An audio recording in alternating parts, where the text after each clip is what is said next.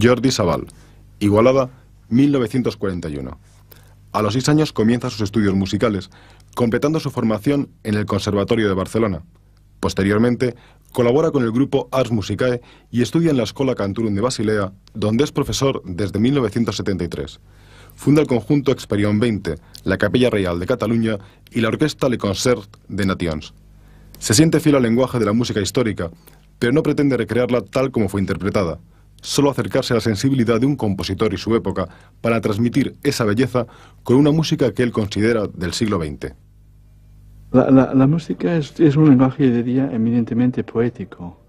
Es un lenguaje que nos toca directamente a lo más profundo de nuestra sensibilidad. La música se transmite no por el intelecto, sino por los sentidos y por el espíritu mismo. Por este sentido, la música, aunque puede beneficiarse de una inteligencia, de una comprensión, de una cultura, no es absolutamente indispensable. Nos podemos encontrar a veces con una persona totalmente inculta que sea extremadamente sensible al lenguaje musical, sin haber estudiado nunca música, y en cambio encontrarás una persona de una gran formación cultural y ser completamente insensible al hecho musical. Bueno, yo quería simplemente quizás recordar que en 1500, exactamente, en torno a 1500, se produjo un fenómeno absolutamente importante para la evolución cultural del mundo moderno, lo que conocemos hoy en día el Renacimiento, es decir, la capacidad del hombre contemporáneo de apreciar unas creaciones culturales del pasado. El hombre renacentista comprendió el valor del mundo clásico griego, de la belleza de la escultura, de la arquitectura, de la literatura. En cambio, este fenómeno en la música no sucedió.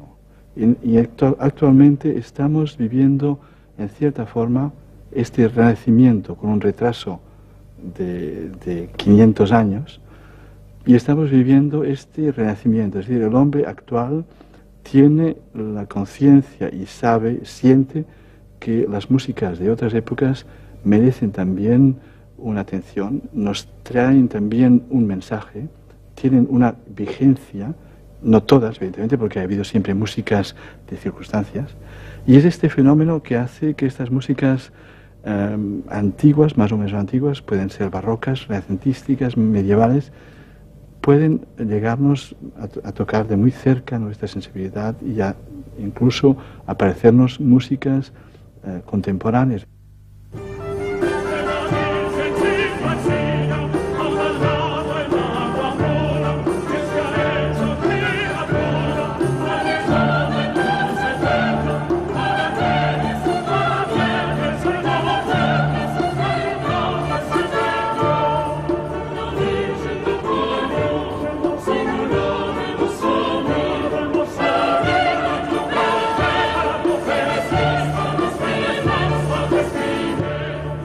Ahora, la razón de utilizar instrumentos de época o de abordar incluso músicas tan clásicas como puede ser una sinfonía de Beethoven, o puede ser, incluso hoy en día se está interpretando ya Berlioz o Brahms con instrumentos de época, es una razón totalmente, yo diría, legítima, en el sentido de que permite en aspectos fundamentales acercarse a la idea propia del compositor.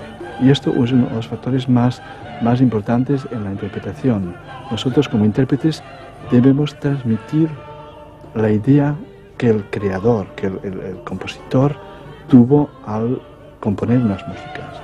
Y la única forma de acercarnos a la idea de este compositor es conocer a fondo la partitura, el lenguaje escrito, el lenguaje, esta especie de lenguaje simbólico que es la escritura, y sobre todo el material que utilizó.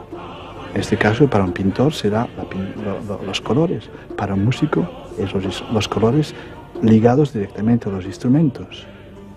Y es en ese sentido, pienso que estamos evolucionando de una forma que yo pienso que la vida musical en un futuro próximo y no muy lejano será, me la imaginé así, por ejemplo, la orquesta del Teatro Real de Madrid.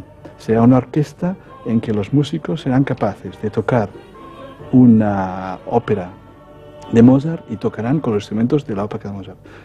Un mes más tarde tocarán una ópera de Rossini y tocarán con los instrumentos de la época de Rossini, y después tocarán una ópera de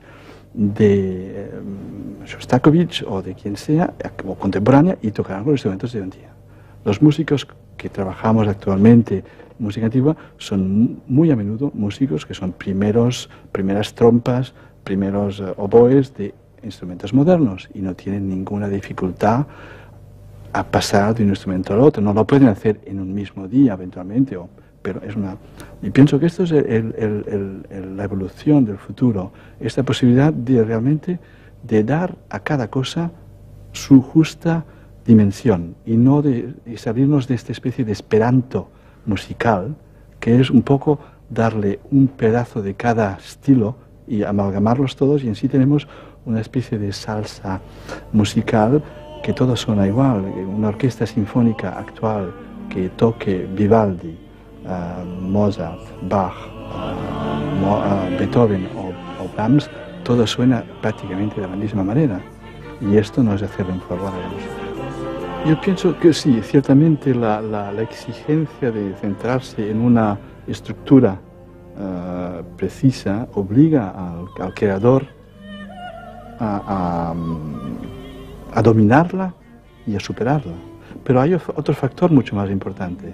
El creador musical de hoy en día, el compositor de hoy en día, tiene tanta libertad que la libertad ya no tiene sentido. Pienso que sufre justamente de esta absoluta libertad.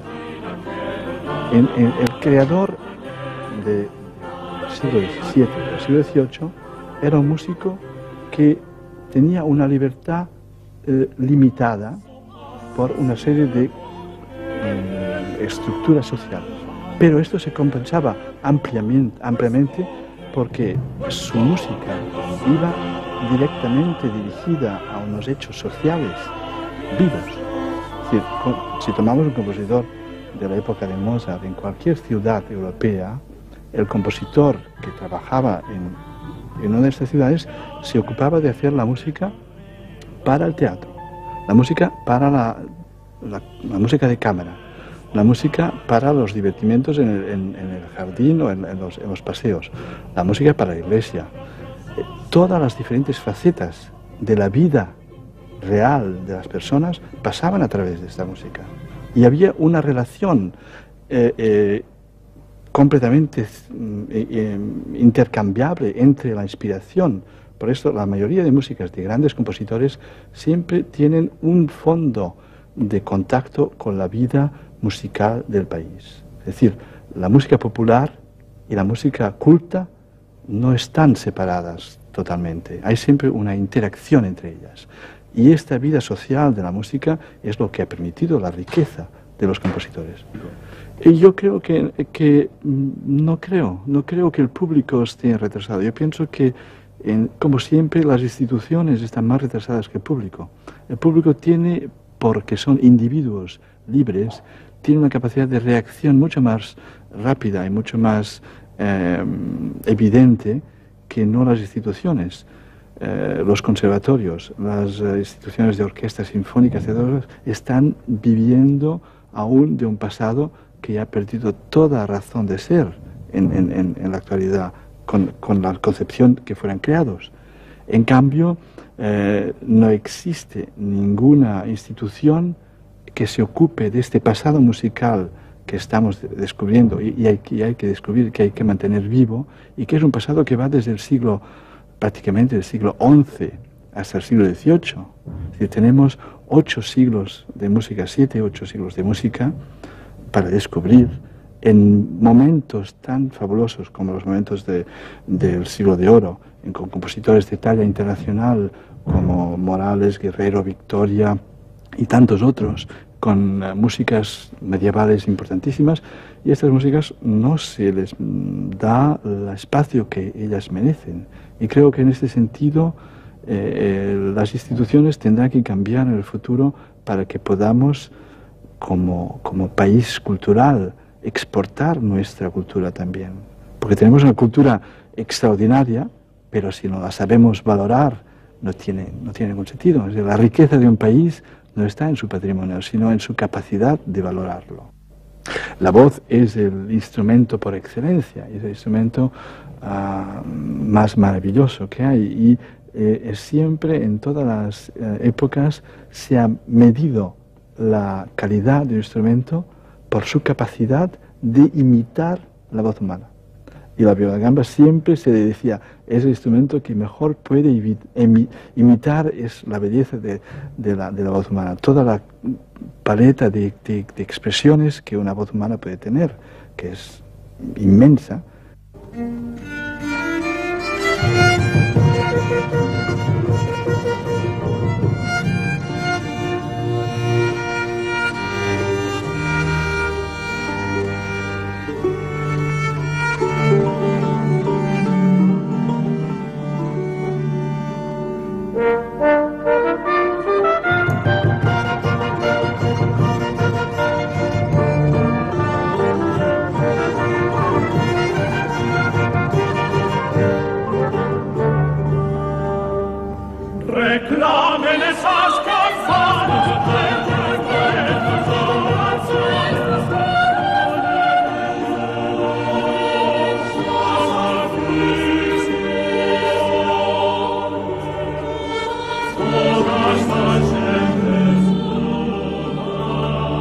Instrumentos modernos es una afinación en que se ha roto este equilibrio natural, que es un equilibrio imposible de resolver, porque los intervalos son mayores de lo que son en temperados.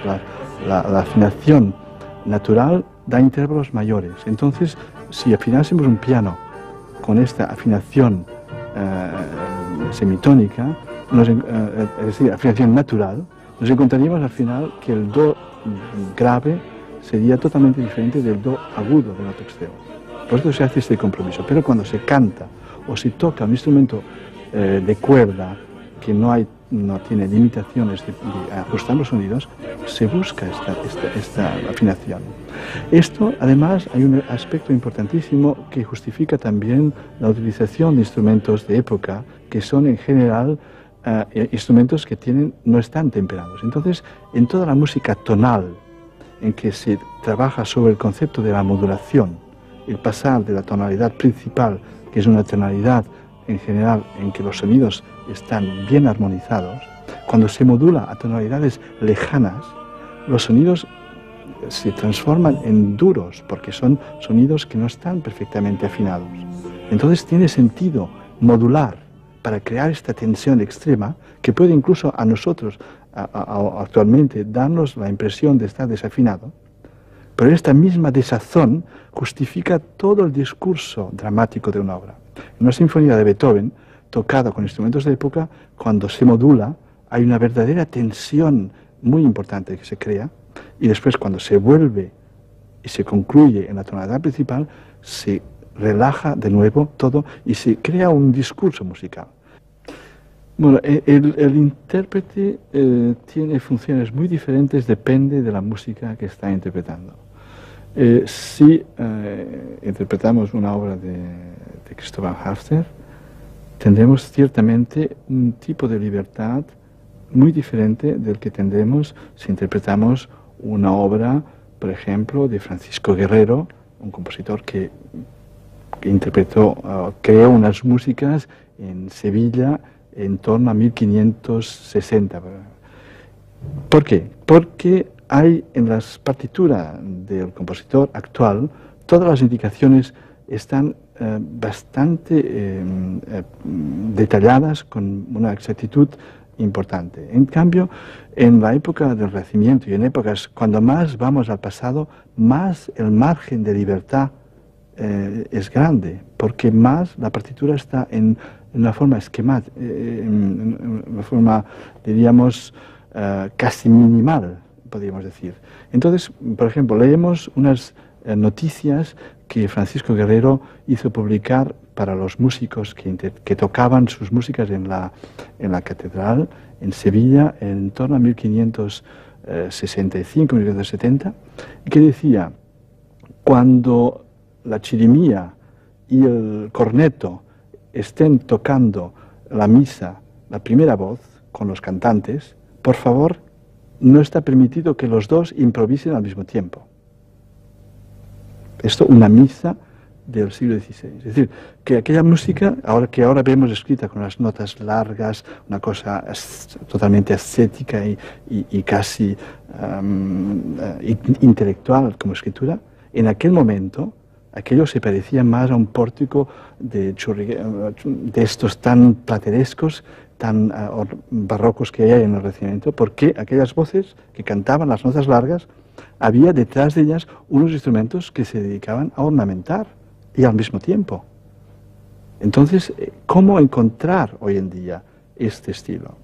Tenemos tratados que nos hablan de la ornamentación, pero realmente saber lo que hacían aquellos músicos es imposible. Podemos hacer unas hipótesis y buscar un tipo de cosa que sea posible, pero nunca encontraremos este mismo sabor, este mismo color. Es como si las ornamentaciones de un edificio barroco se hubiesen perdido y hoy tuviésemos que reconstruirlas sin tener ningún modelo de la época. Sería prácticamente imposible.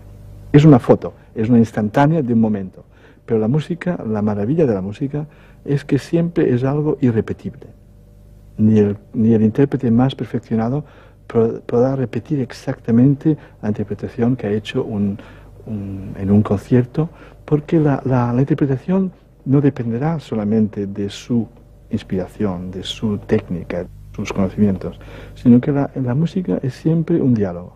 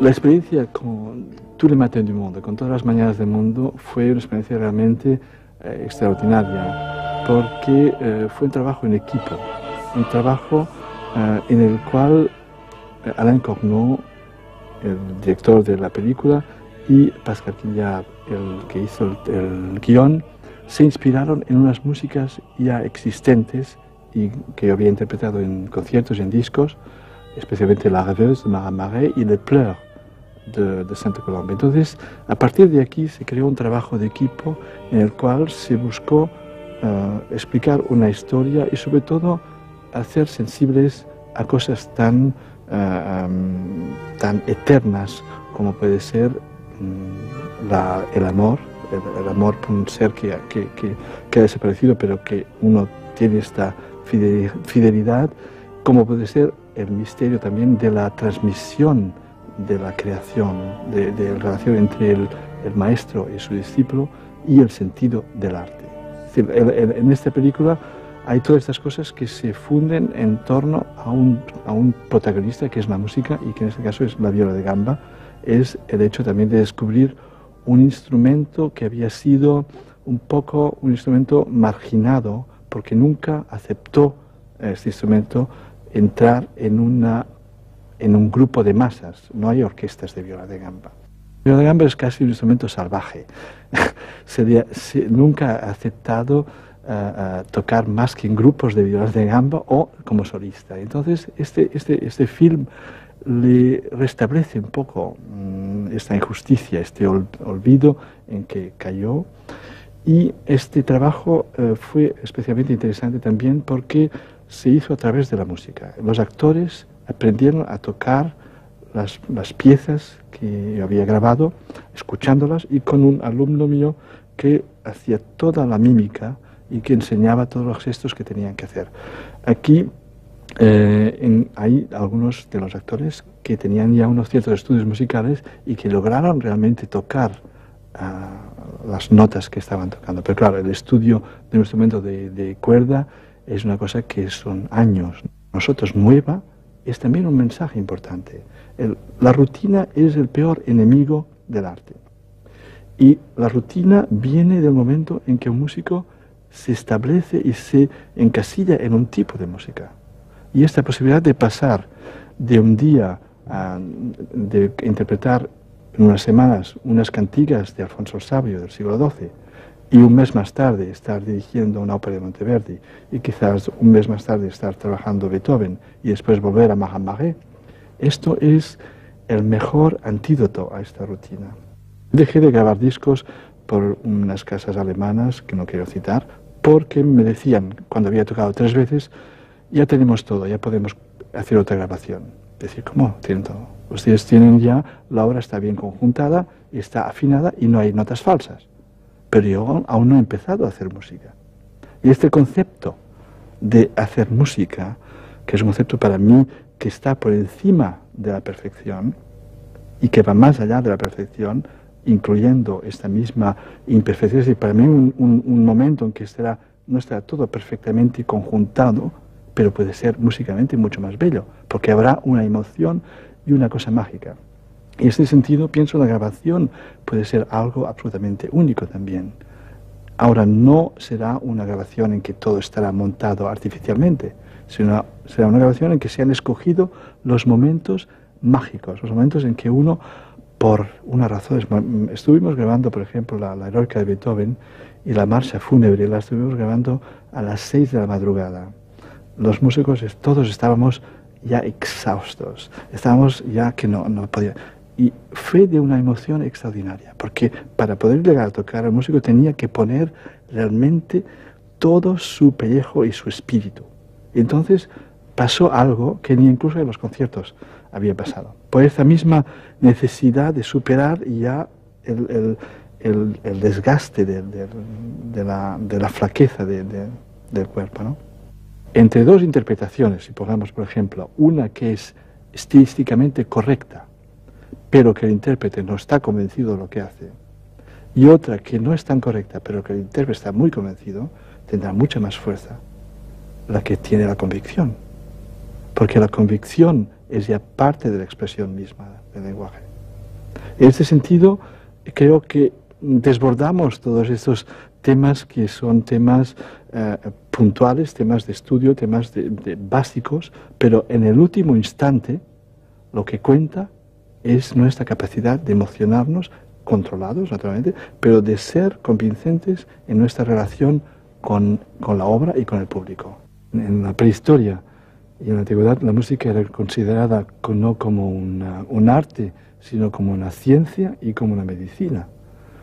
Yo pienso que la música conserva esta dualidad, es al mismo tiempo un vehículo de belleza, un vehículo puede ser también de horror, pero fundamentalmente la música es un vehículo de una fuerza, de un lenguaje espiritual que es indispensable para el ser humano, pero que la música es también humanidad. La música es transmisión de lo que tenemos de más humano en nosotros.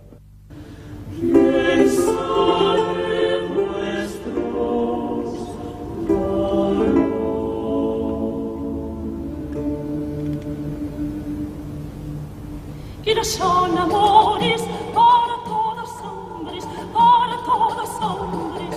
Que no son amores para todos hombres, para todos hombres. Que no son amores para todos hombres, para todos hombres. Que no son amores para todos hombres, para todos hombres.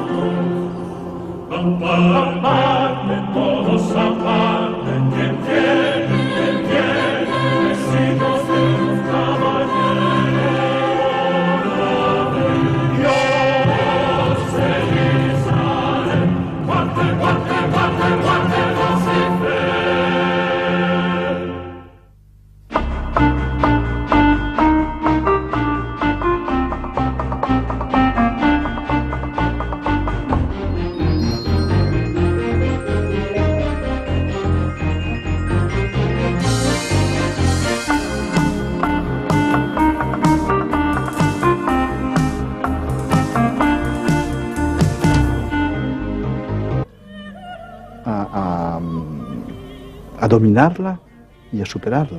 Pero hay otro factor mucho más importante.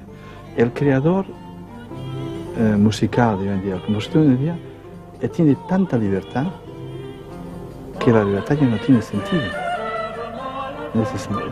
Pienso que sufre justamente de esta absoluta libertad. El creador del siglo XVII, del siglo XVIII, era un músico que tenía una libertad limitada por una serie de estructuras sociales. Pero esto se compensaba ampliamente porque su música iba directamente dirigida a unos hechos sociales vivos. Es decir, si tomamos un compositor de la época de Mozart en cualquier ciudad europea, el compositor que trabajaba en una de estas ciudades se ocupaba de hacer la música para el teatro, la música para la música de cámara, la música para los divertimientos en el jardín o en los paseos, la música para la iglesia. Todas las diferentes facetas de la vida real de las personas pasaban a través de esta música. Y había una relación completamente intercambiable entre la inspiración. Por eso la mayoría de músicas de grandes compositores siempre tienen un fondo de contacto con la vida musical del país. Es decir, la música popular y la música culta no están separadas totalmente. Hay siempre una interacción entre ellas. Y esta vida social de la música es lo que ha permitido la riqueza de los compositores. Y yo creo que no creo que el público esté retrasado. Yo pienso que, como siempre, las instituciones están más retrasadas que el público. El público tiene, porque son individuos libres, tiene una capacidad de reacción mucho más rápida y mucho más evidente que no las instituciones. Los conservatorios, las instituciones de orquestas sinfónicas, están viviendo aún de un pasado que ya ha perdido toda razón de ser en la actualidad con la concepción que fueran creados. En cambio, no existe ninguna institución que se ocupe de este pasado musical que estamos descubriendo y hay que descubrir, que hay que mantener vivo, y que es un pasado que va desde el siglo, prácticamente el siglo XI hasta el siglo XVIII. Es decir, tenemos 8 siglos de música, 7, 8 siglos de música para descubrir en momentos tan fabulosos como los momentos del siglo de oro.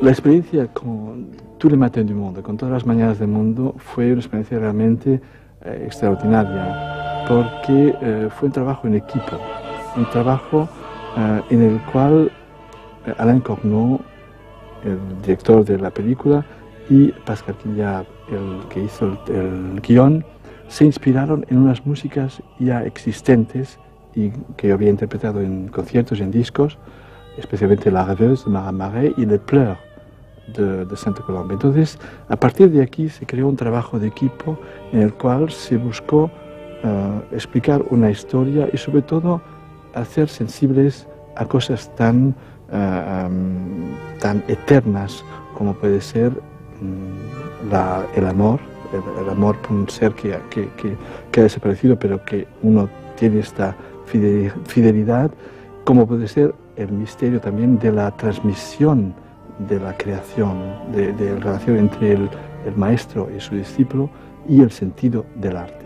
Es decir, en esta película hay todas estas cosas que se funden en torno a un protagonista que es la música y que en este caso es la viola de gamba. Es el hecho también de descubrir un instrumento que había sido un poco un instrumento marginado porque nunca aceptó este instrumento entrar en un grupo de masas. No hay orquestas de viola de gamba. La viola de gamba es casi un instrumento salvaje. Nunca ha aceptado tocar más que en grupos de violas de gamba o como solista. Entonces, este film le restablece un poco esta injusticia, este olvido en que cayó. Y este trabajo fue especialmente interesante también porque se hizo a través de la música. Los actores aprendieron a tocar las piezas que yo había grabado, escuchándolas, y con un alumno mío que hacía toda la mímica y que enseñaba todos los gestos que tenían que hacer.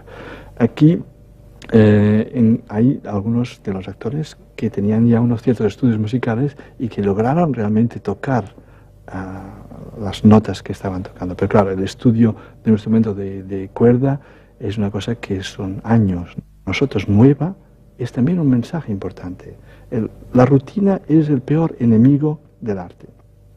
Y la rutina viene del momento en que un músico, ningún modelo de la época, sería prácticamente imposible. Es una foto, es una instantánea de un momento. Pero la música, la maravilla de la música, es que siempre es algo irrepetible. Ni el intérprete más perfeccionado podrá repetir exactamente la interpretación que ha hecho en un concierto, porque la interpretación no dependerá solamente de su inspiración, de su técnica, de sus conocimientos, sino que la música es siempre un diálogo.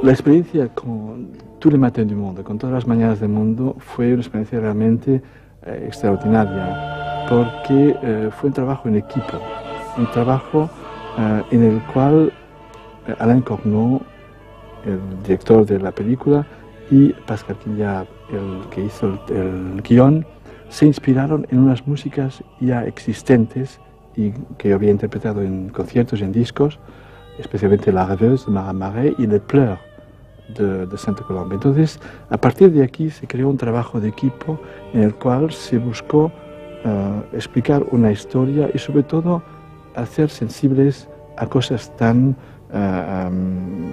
eternas como puede ser el amor por un ser que ha desaparecido, pero que uno tiene esta fidelidad, como puede ser el misterio también de la transmisión de la creación, de la relación entre el maestro y su discípulo y el sentido del arte. Es decir, en esta película hay todas estas cosas que se funden en torno a un protagonista que es la música y que en este caso es la viola de gamba. Es el hecho también de descubrir un instrumento que había sido un poco un instrumento marginado porque nunca aceptó este instrumento entrar en una obra de Christoph Hafner. Tendremos ciertamente un tipo de libertad muy diferente del que tendremos si interpretamos una obra, por ejemplo, de Francisco Guerrero, un compositor que creó unas músicas en Sevilla en torno a 1560. ¿Por qué? Porque hay en las partituras del compositor actual, todas las indicaciones están bastante detalladas con una exactitud importante. En cambio, en la época del Renacimiento y en épocas cuando más vamos al pasado, más el margen de libertad es grande, porque más la partitura está en una forma esquemática, en una forma, diríamos, casi minimal, podríamos decir. Entonces, por ejemplo, leemos unas noticias que Francisco Guerrero hizo publicar para los músicos que tocaban sus músicas en la catedral en Sevilla en torno a 1565, 1570, que decía: cuando la chirimía y el corneto estén tocando la misa, la primera voz, con los cantantes, por favor, no está permitido que los dos improvisen al mismo tiempo. Esto, una misa del siglo XVI. Es decir, que aquella música, ahora vemos escrita con las notas largas, una cosa totalmente ascética y casi intelectual como escritura, en aquel momento aquello se parecía más a un pórtico de estos tan platerescos, tan barrocos que hay en el Renacimiento, porque aquellas voces que cantaban las notas largas, había detrás de ellas unos instrumentos que se dedicaban a ornamentar y al mismo tiempo. Entonces, ¿cómo encontrar hoy en día este estilo? Tenemos tratados que nos hablan de la ornamentación, pero realmente saber lo que hacían aquellos músicos es imposible. Podemos hacer unas hipótesis y buscar un tipo de cosa que sea posible, pero nunca encontraremos este mismo sabor, este mismo color. Es como si las ornamentaciones de un edificio barroco se hubiesen perdido y hoy tuviésemos que reconstruirlas sin tener ningún modelo de la época. Sería prácticamente imposible. Es una foto, es una instantánea de un momento. Pero la música, la maravilla de la música es que siempre es algo irrepetible. Ni el intérprete más perfeccionado podrá repetir exactamente la interpretación que ha hecho en un concierto, porque la interpretación no dependerá solamente de interpretar en unas semanas unas cantigas de Alfonso el Sabio del siglo XII y un mes más tarde estar dirigiendo una ópera de Monteverdi y quizás un mes más tarde estar trabajando Beethoven y después volver a Mahamare. Esto es el mejor antídoto a esta rutina. Dejé de grabar discos por unas casas alemanas que no quiero citar, porque me decían, cuando había tocado 3 veces, ya tenemos todo, ya podemos hacer otra grabación. Es decir, ¿cómo? Tienen todo. Ustedes tienen ya, la obra está bien conjuntada, está afinada y no hay notas falsas. Pero yo aún no he empezado a hacer música. Y este concepto de hacer música, que es un concepto para mí que está por encima de la perfección y que va más allá de la perfección, incluyendo esta misma imperfección, es decir, para mí un momento en que no estará todo perfectamente conjuntado, pero puede ser musicalmente mucho más bello, porque habrá una emoción y una cosa mágica. Y en este sentido pienso que la grabación puede ser algo absolutamente único también. Ahora, no será una grabación en que todo estará montado artificialmente, sino será una grabación en que se han escogido los momentos mágicos, los momentos en que uno, por unas razones, estuvimos grabando, por ejemplo, la Heroica de Beethoven y la Marcha Fúnebre, la estuvimos grabando a las 6 de la madrugada. Los músicos todos estábamos ya exhaustos, estábamos ya que no podíamos. Y fue de una emoción extraordinaria, porque para poder llegar a tocar, el músico tenía que poner realmente todo su pellejo y su espíritu. Y entonces pasó algo que ni incluso en los conciertos había pasado. Por esa misma necesidad de superar ya el desgaste de la flaqueza del cuerpo, ¿no? Entre 2 interpretaciones, si pongamos por ejemplo, una que es estilísticamente correcta, pero que el intérprete no está convencido de lo que hace, y otra que no es tan correcta, pero que el intérprete está muy convencido, tendrá mucha más fuerza la que tiene la convicción, porque la convicción es ya parte de la expresión misma del lenguaje. En este sentido, creo que desbordamos todos estos temas que son temas puntuales, temas de estudio, temas básicos, pero en el último instante lo que cuenta es nuestra capacidad de emocionarnos, controlados naturalmente, pero de ser convincentes en nuestra relación con la obra y con el público.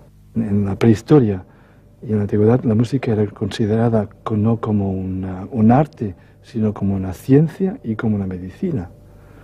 Yo pienso que la música conserva esta dualidad, es al mismo tiempo un vehículo de belleza, un vehículo puede ser también de interpretar en unas semanas unas cantigas de Alfonso el Sabio del siglo XII y un mes más tarde estar dirigiendo una ópera de Monteverdi y quizás un mes más tarde estar trabajando Beethoven y después volver a Mahamagé.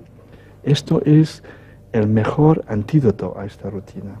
Dejé de grabar discos por unas casas alemanas que no quiero citar porque me decían, cuando había tocado 3 veces, ya tenemos todo, ya podemos hacer otra grabación. Decir, ¿cómo? Tienen todo. Ustedes tienen ya, la obra está bien conjuntada, está afinada y no hay notas falsas. Pero yo aún no he empezado a hacer música. Y este concepto de hacer música, que es un concepto para mí que está por encima de la perfección y que va más allá de la perfección, incluyendo esta misma imperfección, es decir, para mí un momento en que no estará todo perfectamente conjuntado, pero puede ser musicalmente mucho más bello, porque habrá una emoción y una cosa mágica. Y en este sentido pienso que la grabación puede ser algo absolutamente único también. Ahora, no será una grabación en que todo estará montado artificialmente, sino será una grabación en que se han escogido los momentos mágicos, los momentos en que uno, por una razón, estuvimos grabando, por ejemplo, la Heroica de Beethoven y la Marcha Fúnebre, la estuvimos grabando a las 6 de la madrugada. Los músicos todos estábamos ya exhaustos, estábamos ya que no podíamos. Y fue de una emoción extraordinaria, porque para poder llegar a tocar, el músico tenía que poner realmente todo su pellejo y su espíritu. Y entonces pasó algo que ni incluso en los conciertos había pasado. Por esa misma necesidad de superar ya el desgaste de la flaqueza del cuerpo, ¿no? Entre 2 interpretaciones, si pongamos por ejemplo, una que es estilísticamente correcta, pero que el intérprete no está convencido de lo que hace, y otra que no es tan correcta, pero que el intérprete está muy convencido, tendrá mucha más fuerza la que tiene la convicción, porque la convicción es ya parte de la expresión misma del lenguaje. En este sentido, creo que desbordamos todos estos temas que son temas puntuales, temas de estudio, temas básicos, pero en el último instante lo que cuenta es nuestra capacidad de emocionarnos, controlados naturalmente, pero de ser convincentes en nuestra relación con la obra y con el público. En la prehistoria y en la antigüedad la música era considerada no como un arte, sino como una ciencia y como una medicina. Yo pienso que la música conserva esta dualidad, es al mismo tiempo un vehículo de belleza, un vehículo puede ser también